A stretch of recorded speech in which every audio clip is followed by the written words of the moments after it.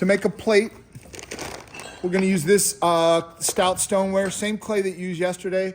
And you're going to take a wire clay cutter and you're going to cut approximately a 1/2 inch thick slab, okay? So when you pull the wire towards yourself, what you're trying to do is cut a slice. Imagine like a slice of bread, right? You're trying to cut a small slice, something like that, okay? So that's the goal. This is important because if you cut a nice even slice, right, it's gonna make your work a lot easier. And we're starting by hand rolling slabs. Later on in the year, I'll teach you how to use the slab roller as well.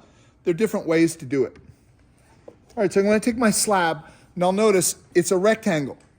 Put the wider side of the rectangle side to side. Don't put the long side, okay? That'll make sense when you go to cut it. All right, you're gonna take your rolling pin, all right, and you're gonna push down on the rolling pin and you're going to roll that slab nice and even, okay?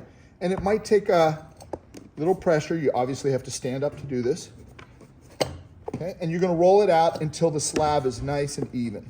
This is a good workout, okay? This is a 1/4 inch thick slab, okay? The definition of a slab is a piece of clay that has been rolled out flat. On your desk, you have a bucket. You can use a bucket. If you want to use something smaller, you could also use the plate that's there, okay? Now, bear in mind, if you use the plate, remember the clay shrinks about 15%, so it's going to be smaller than that plate. So you might consider the bucket's a little bit bigger. It's up to you. You're going to take your needle tool and go ahead and mark your circle. All right, here's your plate. Voila. All right, and that's pretty much all you need there. Is we're going to add a small coil of clay on the bottom.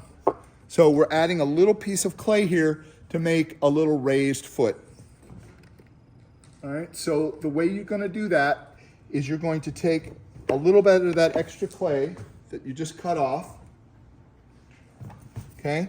And you're gonna roll it by hand.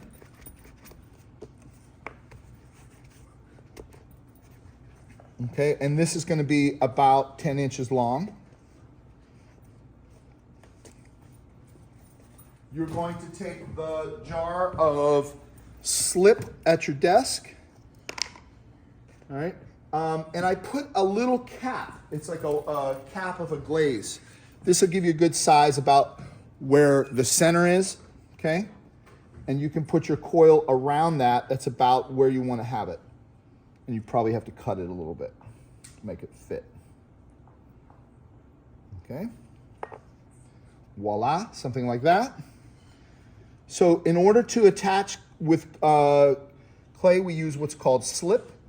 Slip is clay and water mixed together. If the clay is really, really dry, we score it. So usually you're gonna take a needle tool and you're gonna score it. For today, if the clay is really soft and you push it in a little bit, you probably can get away with not scoring it, but we might as well get into the habit of scoring. Scoring is just kind of like opens up the pores of the clay. So it's more apt to sort of accept that other piece. Clay kind of has a memory, so if you kind of tell it what to do and it remembers what you want it to do, it generally will do what you want it to do. Okay? There's a basic plate, okay? Now, we're not done, and I kind of recommend you do this early because this needs to dry a little bit. Okay? This needs to dry a little bit. So I made one about a half hour ago. All right? And when it has dried a little bit, actually put the cap there in the middle, I can then take it and manipulate it a little bit, okay? So I'm thinking about how my cup will sit inside of that little plate. I'm kind of thinking about making a little seat in here. So the way you can do that is you can put the cap in there, you can use your thumb, you can use your finger, okay? And then the other thing you're gonna wanna work on is the edge, okay? All right, so these are your first part of your first project. You're basically making a small cup with a plate. Taking a small cup and a plate, and then you're gonna have a little teacup. So these are gonna be fun because we're gonna have a chance to, next week, you're gonna work on this, finish this up. By next Friday, this will all be done going into the kiln. You'll have it painted, it'll all be smooth and clean, etc.